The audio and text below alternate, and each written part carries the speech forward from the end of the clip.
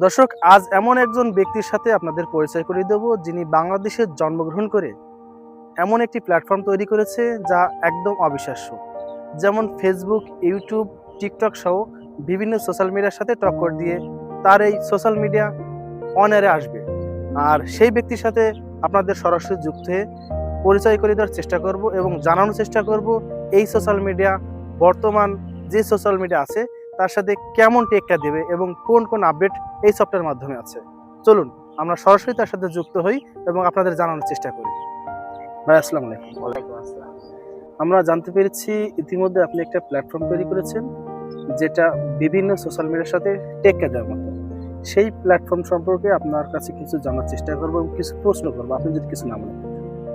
প্রশ্ন অবশ্যই করবেন, তবে দয়া করে একটু সীমাবদ্ধতা রাখবেন, এটা আমার অবশ্যই। অনুরোধ। অবশ্যই অবশ্যই। আপনি মূলত কি করতেন বা বিগত পেশা কি ছিল? আমি একজন সফটওয়্যার ইঞ্জিনিয়ার। আমি কম্পিউটার সফটওয়্যারের উপরে কাজ করেছি ও করে যাচ্ছি। দীর্ঘদিন যাবৎ বিদেশের অনেক আইটি সেক্টরে কাজ করেছি। এরপর দেশে এসে এটা অনেক দিন থেকে তৈরি, আস্তে আস্তে স্টেপ বাই স্টেপ তৈরি করছি, কিন্তু এখন এটা মার্কেট আনার মতো একটা ব্যবস্থা হয়েছে বা আনা যাবে। আপনি যে সোশ্যাল মিডিয়াটি তৈরি করেছেন, এই সোশ্যাল মিডিয়ার বিস্তারিত সম্পর্কে আমাদের যদি একটু জানাতেন। দেখেন, সব ফিচার সম্পর্কে বলা সম্ভব নয়, কিছু প্রাইভেসি আছে, যে প্রাইভেসি গুলো মেনটেন না করলে, আপনারা বুঝেন যে একটা প্রোডাক্ট যখন নতুন তৈরি হয়, এই প্রোডাক্ট যদি আমি এখনই মার্কেটে এনে দিই তাহলে ডুপ্লিকেট বানাতে সময় লাগবে না। আর যারা বড় বড় টেক জায়ান্ট আছে এরা এর আপডেট অতি শীঘ্র এনে দেবে, যদি আমি এটার ফিচার সম্পর্কে সবকিছু আপনাকে বলে দিই। তবে বলবো, বা আপনারাও দেখতে পারবেন ইনশাল্লাহ। এখন তো সবাই ভাইরাল হওয়ার জন্য অনেক কিছুই করছে, কিন্তু পরে দেখতে গেলে কিছুই না। আপনি কি সে ধরনের কোনো কিছু করতে চাচ্ছেন? আমি ভাইরাল হওয়ার জন্য এটা তৈরি করি নাই, বা হাসির পাত্র বা জোকার হওয়ার কোনো ইচ্ছা আমার নাই। আমি যখন বলেছি এটা দিয়ে দেশ ও দেশের মানুষের জন্য অনেক বড় কিছু করে দেখাবো, আর এটার মাধ্যমে $1,000,000,000 বৈদেশিক মুদ্রা অর্জন করা খুবই সহজ। আমরা বাঙালি, আমরা সমালোচনা যেতে ভালোবাসি। আমি কাউকে ছোট বা অপমান করার জন্য বলছি না। আমরা কলা গাছ দিয়ে মিসাইল তৈরি করি, ব্যাটারি চালিত ভ্যানে মোটর বাইক লাগিয়ে সেটাকে আবিষ্কার বলি। কন্টেন্ট ক্রিয়েটর এবং বিজনেস ইউজারদের জন্য আপনার এই সোশ্যাল মিডিয়ায় কি কি সুবিধা থাকছে? বিগত দিন যাবৎ যত কন্টেন্ট ক্রিয়েটর কাজ করতেছে সোশ্যাল মিডিয়াতে, আমি যে ফিচার গুলো দিয়েছি এই ফিচার গুলো ওরা কল্পনাতেও আনতে পারবে না। যেমন আপনি ভিতরে ঢুকে না দয়া করে, কারণ ভিতরের সব ফিচার এখন বলতে চাচ্ছি না, আপনারা দেখতে পারবেন ইনশাল্লাহ। আর বিজনেস ইউজার যারা আছে তাদের বিজনেস অনেক সহজ করার জন্য অনেক কিছু করা আছে এর ভিতরে। যদি কোনো কিছু ব্যাখ্যা দিতেন। যেমন ধরেন, ইউজার ফ্রেন্ডলি হবে, হ্যারাসমেন্ট, জটিলতা বলেন, তাদের যে প্রোডাক্টের বিজ্ঞাপন দেয়, বিজ্ঞাপনের আপনার অনেক সময় দেখি আমরা ঠিক মতো রিচ পাই না, ঠিক আছে, তারা যে আশাটা করে সে আশাটা পায় না, কিন্তু এটার মাধ্যমে অনেক ভালো একটা বেনিফিট বা ফলাফল তারা পায়। আচ্ছা, আমরা কন্টেন্ট ক্রিয়েটর এবং বিজনেস ইউজারদের সুবিধা শুনলাম, তাহলে যারা সাধারণ ইউজার আছে তাদের জন্য কি কি সুবিধা থাকছে? সবচেয়ে বড় বিপ্লবী হচ্ছে তাদের জন্য, ঠিক আছে, যারা সাধারণ ইউজার আছে। আমি আপনাকে একটা হিন্টস দিই, তাদের বড় একটা স্বার্থ এখানে কাজ করবে,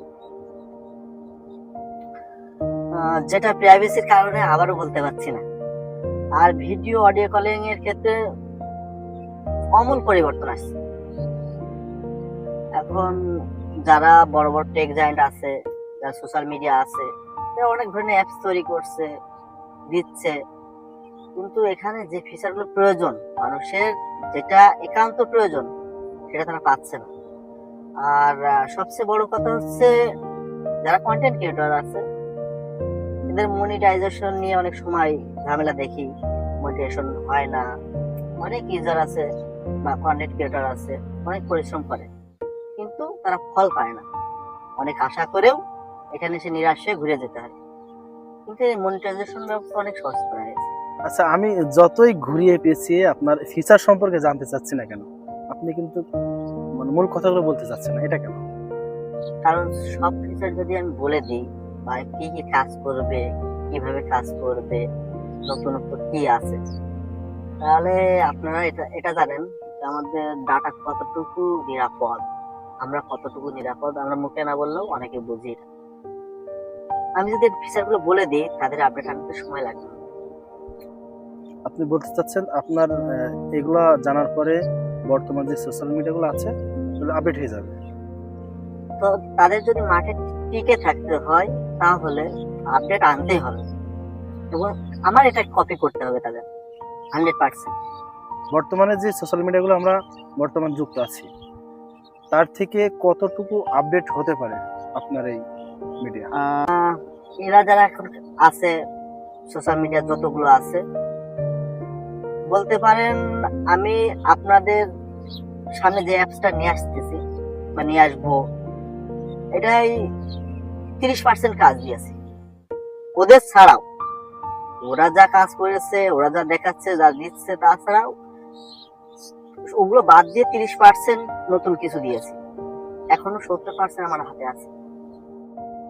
আচ্ছা, আপনি কথার মধ্যে কিন্তু বলেছেন বর্তমান যে সোশ্যাল মিডিয়াগুলো আছে সেই সোশ্যাল মিডিয়ার যারা ইউজার আছে তাদের তথ্য কতটুকু নিরাপদ, কিন্তু আমি এখন জানতে চাচ্ছি আপনার যে সোশ্যাল মিডিয়া এখানে সাধারণ যারা ইউজার আছে তারা কতটুকু নিরাপদ থাকছে তাদের? এদের তথ্য এবং ইনফরমেশন যেটাই বলেন না কেন 100% নিরাপদ থাকছে। যেমন যেমন এটা সম্পর্কে অনেক বহুত কিছু, ইনফরমেশন সম্পর্কে বলতে অনেক কিছু, এটা এত শর্টে বলা সম্ভব না। তবে আপনাকে এটা হিন্টস দিই, আড়ি পাতার সুযোগ থাকছে না। আর অন্যান্য সোশ্যাল মিডিয়া কি হয়, তাদের ইনফরমেশন কি হয় না হয়, যারা বোঝার তারা বোঝে।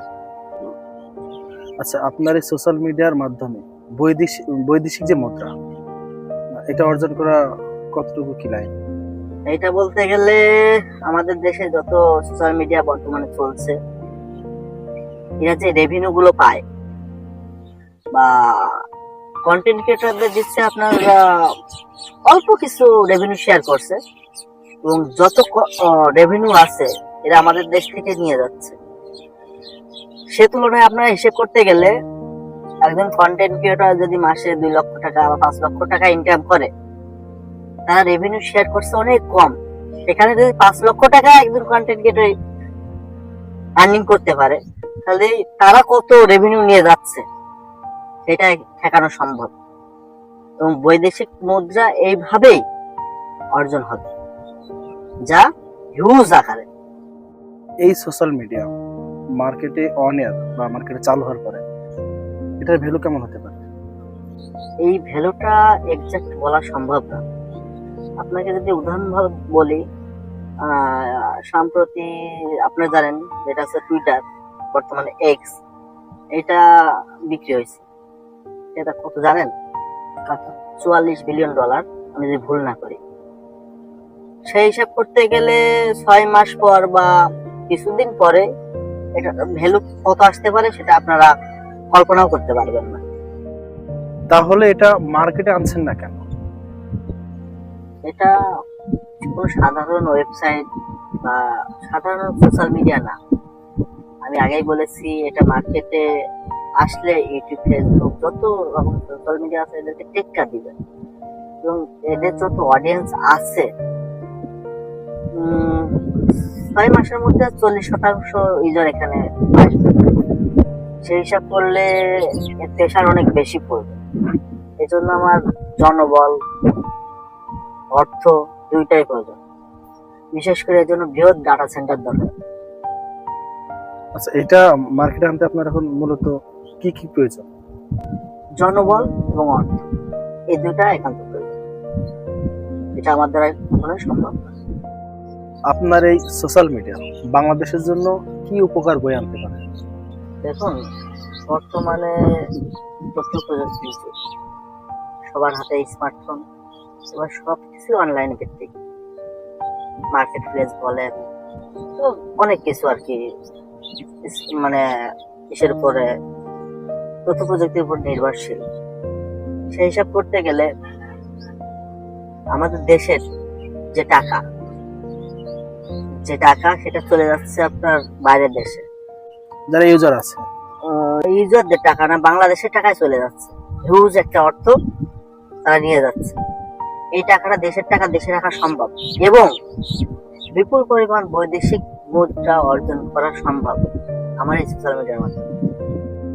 এই প্রোগ্রামিং ল্যাঙ্গুয়েজকে আপনার নিজের তৈরি করা বা নিজের আবিষ্কার করা?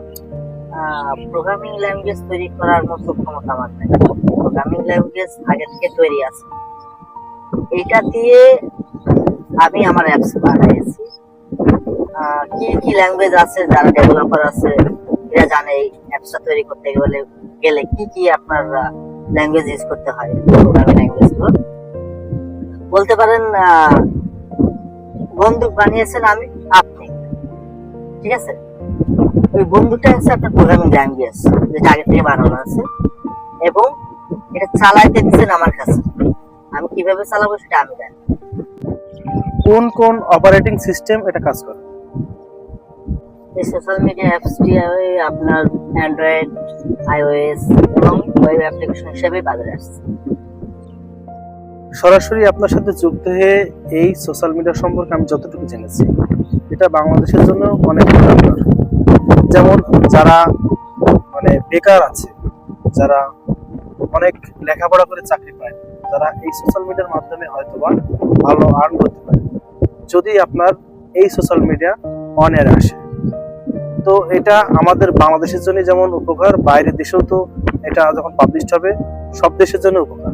দেখুন, বাংলাদেশে এর আগে অনেক উন্নয়নমূলক কাজ হয়েছে। বলতে কয়েকটা উদাহরণ দেওয়া যায়, পদ্মা, রূপপুর, মেট্রো, স্যাটেলাইট, আমি অত নাম উল্লেখ করতে চাচ্ছি না। কিন্তু আইটি সেক্টরে তেমন উন্নয়ন আপনার চোখে পড়ে না। যদি এটা বাংলাদেশে রান করা হয় তাহলে বাংলাদেশকে মানুষ নতুন ভাবছে, বিশ্ব নতুন ভাবে বাংলাদেশকে মূল্যায়ন করবে, নতুন ভাবে জানবে। yes। আমি অফলাইনের মাধ্যমে অ্যাপ সম্পর্কে যতটুকু জানলাম, তাতে আপনার এই সোশ্যাল মিডিয়ার সম্পর্কে অনেক কিছু জানলাম এবং আমি এটা ফ্যান হয়ে গেছি। আমি মনে করি বাংলাদেশের জন্য এটা অনেক কল্যাণকর। আমি যতটুকু আপনাকে বলেছি এই ফিচারে 30% বলি নাই। আর দয়া করে আপনারা যারা মিডিয়া কর্মী আছেন এর বিরূপ সমালোচনা করবেন না, ঠিক আছে? আমি যদি সম্পূর্ণ না 50% আপনাদের বলি, বহুত লোক এই অ্যাপসের ফ্যান হয়ে যাবে, যে আপনারা জেনে তারপরে সমালোচনা করবেন। আমরা বাঙালি তো সমালোচনা করতেই পছন্দ করি।